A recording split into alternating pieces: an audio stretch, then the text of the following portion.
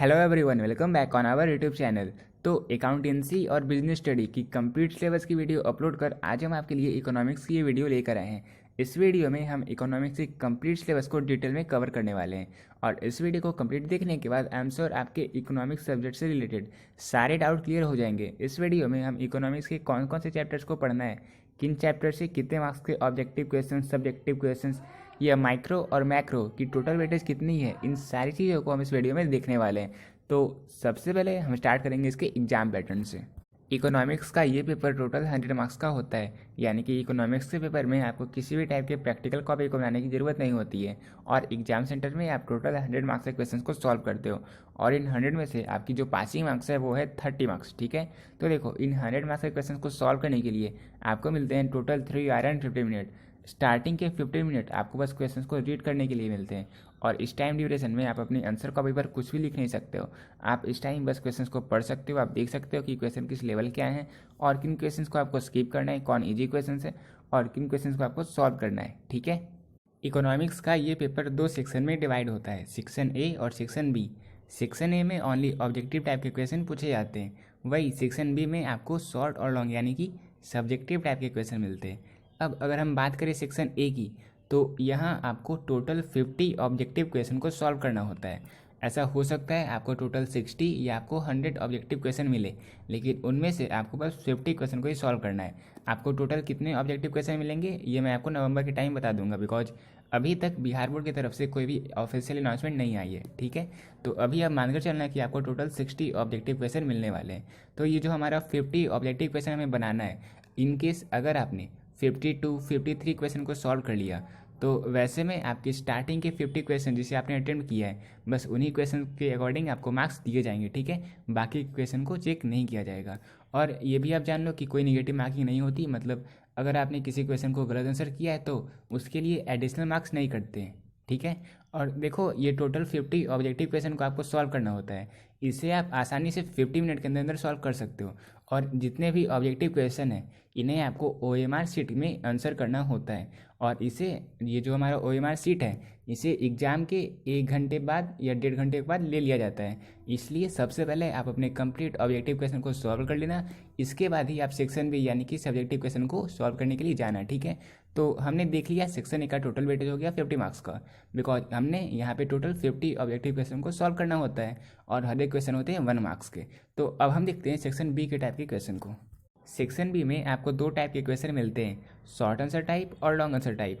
Short answer type के जितने question होते हैं सारे क्वेश्चन होते हैं 2 मार्क्स के और शॉर्ट आंसर में आपको टोटल 15 क्वेश्चन को अटेम्प्ट करना होता है। ठीक है, तो 15 इंटू 2 यानी कि शॉर्ट आंसर टाइप का टोटल वेटेज हो गया 30 मार्क्स का।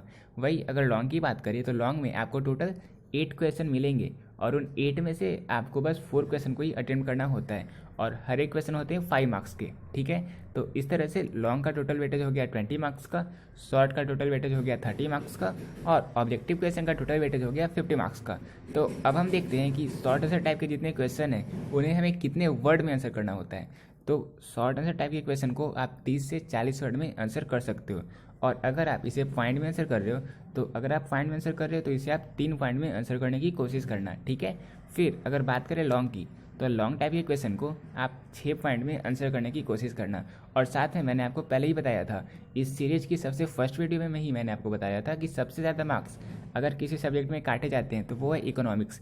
इसलिए अगर क्वेश्चन ऐसा हो जहाँ पे आपको डायग्राम ही बनाना हो तो वैसे में आप ज़रूरी है आपको डायग्राम बनाना ही बनाना है, नहीं तो आपके मार्क्स आसानी से इकोनॉमिक्स में कटने वाले हैं। इसलिए ठीक है, आप सब्जेक्टिव पे थोड़ा ज़्यादा ध्यान देना, बिकॉज ऑब्जेक्टिव तो अगर आपने सही किया तो नंबर तो मिलने ही मिलने हैं, लेकिन सब्जेक्टिव में अगर आपने थोड़ा भी कम लिखा तो वैसे में आपके मार्क्स अच्छे खासे कटने वाले। देख लिया है इसके कंप्लीट एग्जाम पैटर्न को।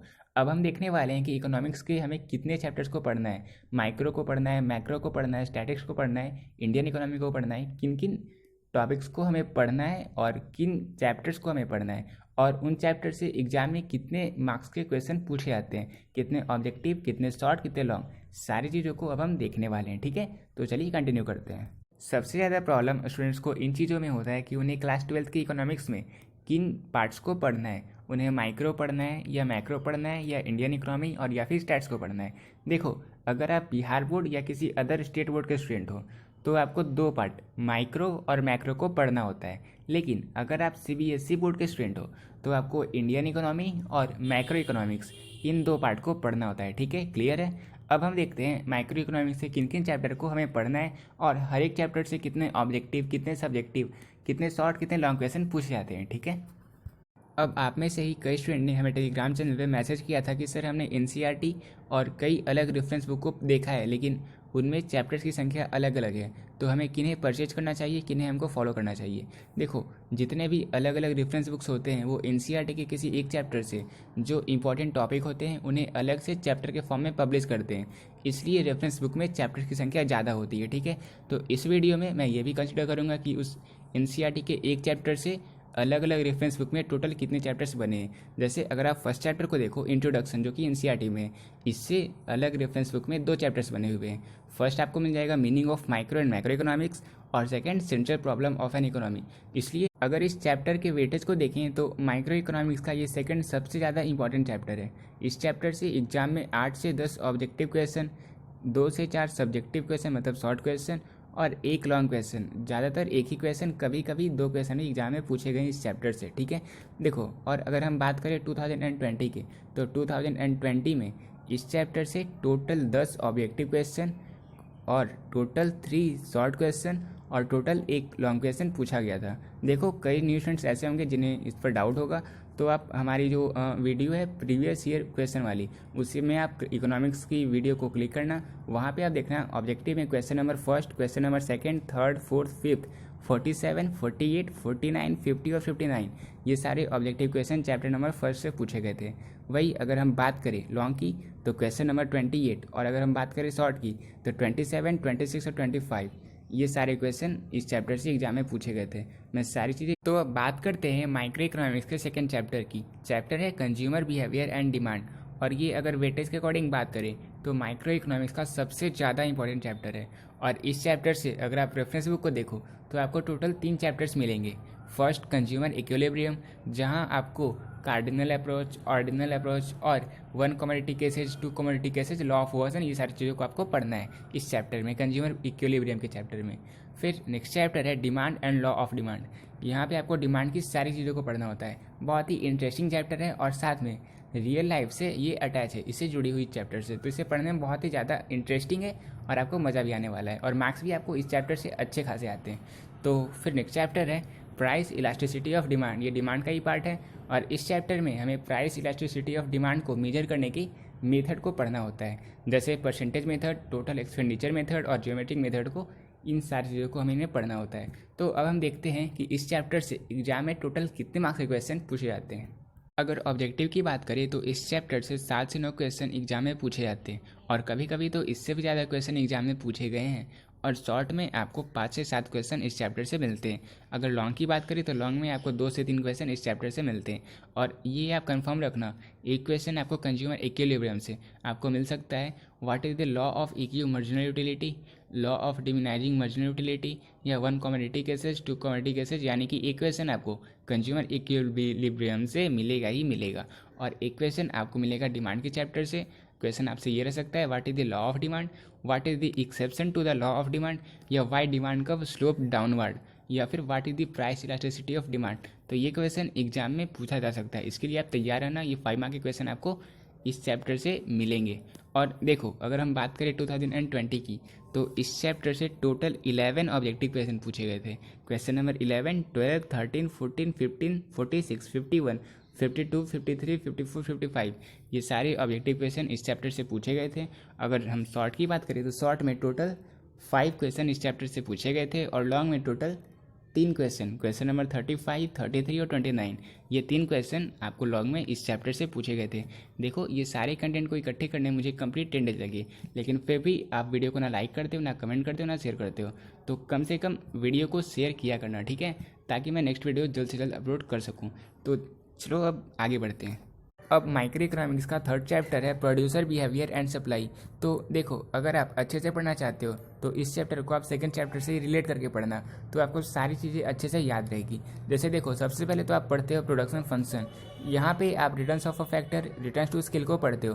फिर इसके बाद जो हमारा चैप्टर है कॉस्ट एंड रेवेन्यू, तो जिस तरह से हमने यूटिलिटी में total revenue, average revenue, utility में टोटल यूटिलिटी, एवरेज यूटिलिटी और मार्जिनल यूटिलिटी को पढ़ा था। उसी तरह से कॉस्ट एंड रेवेन्यू में भी हमें टोटल कॉस्ट या टोटल रेवेन्यू, मार्जिनल कॉस्ट या मार्जिनल रेवेन्यू, इन्हें पढ़ना होता है और फिर हमें इनके बीच रिलेशनशिप को दिखाना होता है। फिर जो नेक्स्ट चैप्टर है वो है प्रोड्यूसर इक्विलिब्रियम। तो जिस तरह से हमने कंज्यूमर इक्विलिब्रियम को पढ़ा था उसी तरह से हम प्रोड्यूसर इक्विलिब्रियम को पढ़ेंगे। फिर जो हमारा नेक्स्ट चैप्टर है वो है supply and law of supply और इलास्टिसिटी ऑफ सप्लाई। तो जिस तरह से हमने डिमांड को पढ़ा था सेम उसी तरह से हमें यहाँ पे सप्लाई को पढ़ना है। बस सप्लाई और डिमांड ये दोनों एक दूसरे के बीच इन्वर्सली प्रोपोर्शनल है, तो बस उल्टा होगा, बाकी सब सेम ही रहेगी। तो अब हम देखते हैं इनके चैप्टर के वेटेज को। इस चैप्टर से एग्जाम में 8 से 10 ऑब्जेक्टिव क्वेश्चन आपको मिलते हैं। वही अगर शॉर्ट की बात करें तो शॉर्ट में आपको 1 से 3 क्वेश्चन मिलेंगे और लॉन्ग में कभी कभी आपको 1 क्वेश्चन इस चैप्टर से मिलता है। अब अगर हम बात करें 2020 की तो इस चैप्टर से एग्जाम में टोटल 8 ऑब्जेक्टिव क्वेश्चन इस चैप्टर से आपको मिले थे। क्वेश्चन नंबर 8, 36, 37, 39, 40, 56, 57, 58 ये सारे क्वेश्चन इस चैप्टर से आपके एग्जाम में पूछे गए थे। वही अगर शॉर्ट की बात करें तो शॉर्ट में बस एक क्वेश्चन नंबर 2 इस चैप्टर से पूछा गया था। लॉन्ग में एक भी क्वेश्चन इस चैप्टर से आपसे नहीं पूछा गया था। ठीक है, अब माइक्रो इकोनॉमिक्स का 4th चैप्टर है form of market and price determination. इसे आप सेकंड तो नहीं बट हाँ 3rd most important chapter micro economics का कह सकते हो। इस चैप्टर से एग्जाम में बहुत मार्क्स के क्वेश्चन पूछे जाते हैं। अब अगर हम बात करें इस चैप्टर में हमें क्या क्या पढ़ना है तो देखो, एक चैप्टर आपको मिल जाएगा रेफरेंस बुक में डिफरेंट फॉर्म ऑफ मार्केट का। यहाँ पे आप देखोगे मार्केट के कितने फॉर्म होते हैं, जैसे perfect competition, monopoly, monopolistic competition, ऑलिगोपॉली, इन सारी चीज़ों को आप इस चैप्टर में पढ़ोगे। फिर नेक्स्ट चैप्टर आपको मिलेगा मार्केट इक्विलिब्रियम का।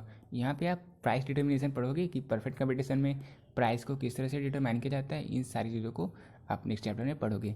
तो अब हम बात करते हैं कि इस चैप्टर से एग्जाम में टोटल कितने मार्क्स के क्वेश्चन पूछे जाते हैं। अगर बात करें ऑब्जेक्टिव टाइप के क्वेश्चन की तो इस चैप्टर से 5 से 7 क्वेश्चन आपको एग्जाम में मिलते हैं और शॉर्ट में आपको 4 से 6 शॉर्ट क्वेश्चन आपको इस चैप्टर से मिलते हैं।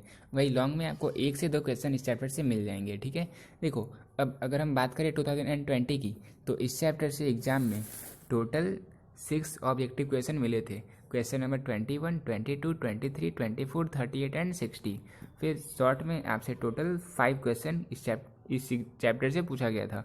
Question number 4, 5, 6, 7, 8। ठीक है, फिर लॉन्ग में एक क्वेश्चन नंबर 30 इस चैप्टर से एग्जाम में पूछा गया था। ये हो गया हमारा 4th chapter form of market and price determination का। अब अगर हम बात करें माइक्रो इकोनॉमिक्स के नेक्स्ट चैप्टर की तो नेक्स्ट चैप्टर है simple applications of tools of demand and supply. तो इस चैप्टर से एग्जाम में, बिहार बोर्ड के एग्जाम में या किसी भी अदर स्टेट बोर्ड के एग्जाम में एक भी क्वेश्चन पूछा नहीं जाता, तो उसे मैं लीव कर सकता हूँ। वैसे अगर आप पढ़ना चाहो तो एक बार थोड़ा सा ओवरव्यू आप उसे पढ़ लेना। ठीक है, उस चैप्टर को आप पढ़ सकते हो, लेकिन उस चैप्टर से एग्जाम में अब तक बिहार बोर्ड के एग्जाम में एक भी क्वेश्चन पूछा नहीं गया। इनफैक्ट किसी भी स्टेट बोर्ड के एग्जाम में इस चैप्टर से एग्जाम में एक भी क्वेश्चन नहीं पूछा गया है। ठीक है, तो अब हम देखते हैं माइक्रो इकोनॉमिक्स के कंप्लीट वेटेज की। तो अब तक हमने माइक्रो इकोनॉमिक्स के कंप्लीट चैप्टर को देख लिया। हमने देख लिया कि इस चैप्टर से कितने ऑब्जेक्टिव, कितने शॉर्ट, कितने लॉन्ग क्वेश्चन पूछे जाते हैं। हमने ये भी देख लिया कि एनसीईआरटी में अगर हम माइक्रो इकोनॉमिक्स की बात करें तो माइक्रो इकोनॉमिक्स में हमें टोटल 4 चैप्टर्स, और अगर हम रेफरेंस बुक की बात करें तो टोटल 13 चैप्टर्स को हमें पढ़ना है। अब हम बात करेंगे माइक्रो इकोनॉमिक्स के ओवरऑल वेटेज की, यानी कि माइक्रो इकोनॉमिक्स से हमें टोटल कितने मार्क्स के क्वेश्चन पूछे जाते हैं, कितने ऑब्जेक्टिव, कितने शॉर्ट, कितने लॉन्ग क्वेश्चन।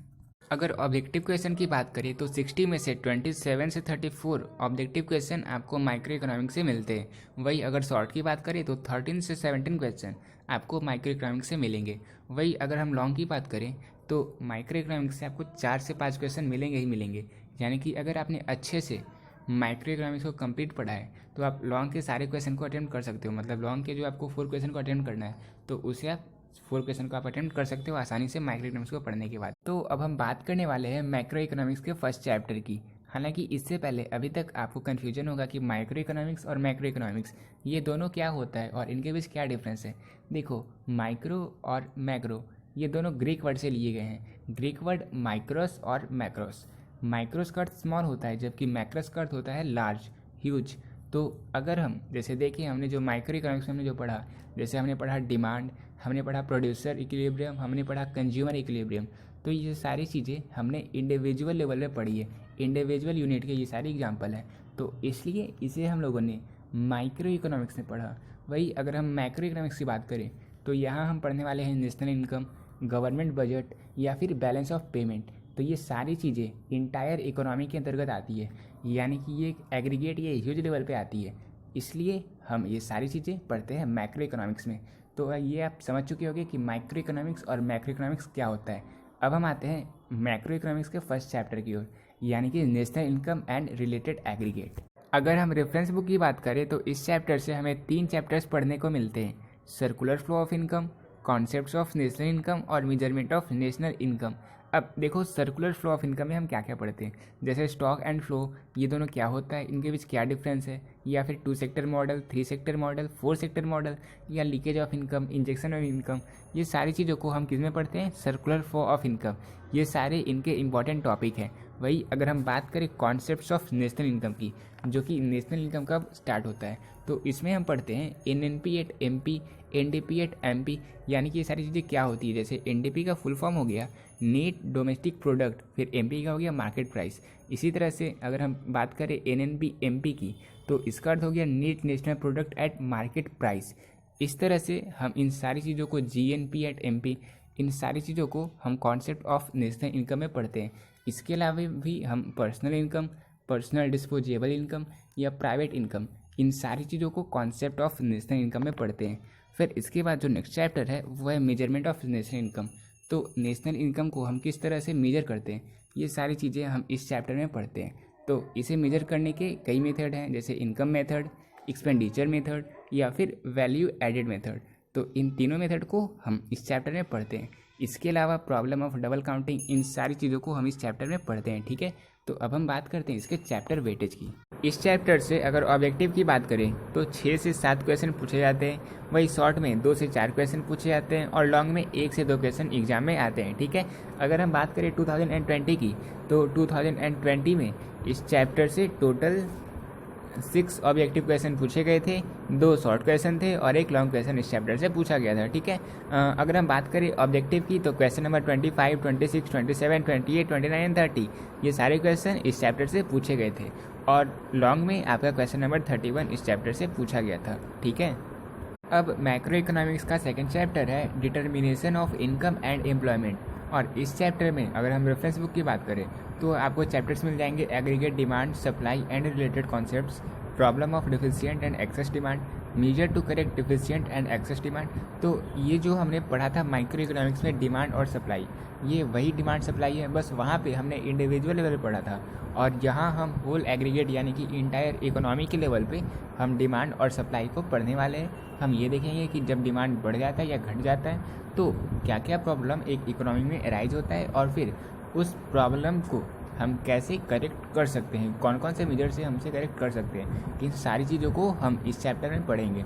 फिर छोटे छोटे कॉन्सेप्ट्स हैं जैसे investment multiplier and equilibrium output, इन चीज़ों को हम सेकंड चैप्टर में पढ़ते हैं। तो अब हम बात करते हैं कि इस चैप्टर से एग्जाम में कितने मार्क्स के क्वेश्चन पूछे जाते हैं। अगर ऑब्जेक्टिव की बात करें तो इस चैप्टर से 4 से 5 ऑब्जेक्टिव क्वेश्चन एग्जाम में पूछे जाते हैं, वही शॉर्ट में 3 से 4 क्वेश्चन इस चैप्टर से आते हैं और लॉन्ग में इस चैप्टर से कभी कभी 1 या 2 क्वेश्चन इस चैप्टर से पूछा जाता है। ठीक है, वही अगर 2020 की बात करें तो इस चैप्टर से total 4 objective question, 2 short type question और लॉन्ग से 1 भी क्वेश्चन इस चैप्टर से नहीं पूछा गया था। ठीक है, अब मैक्रो इकोनॉमिक्स का थर्ड चैप्टर है मनी एंड बैंकिंग। ये मैक्रो इकोनॉमिक्स का सबसे इंटरेस्टिंग चैप्टर है। इस चैप्टर में हम money, central bank, commercial bank क्या होते हैं, इन चीज़ों को पढ़ते हैं। जैसे मनी, इनके क्या क्या फंक्शंस होते हैं, supply of money, demand deposit, ये सारी चीज़ें क्या होती है, इन चीज़ों को हम इस चैप्टर में पढ़ते हैं। या central bank of India is known as Reserve Bank of India. ठीक है, इस तरह से इनके फंक्शनिंग को हम लोग देखते हैं।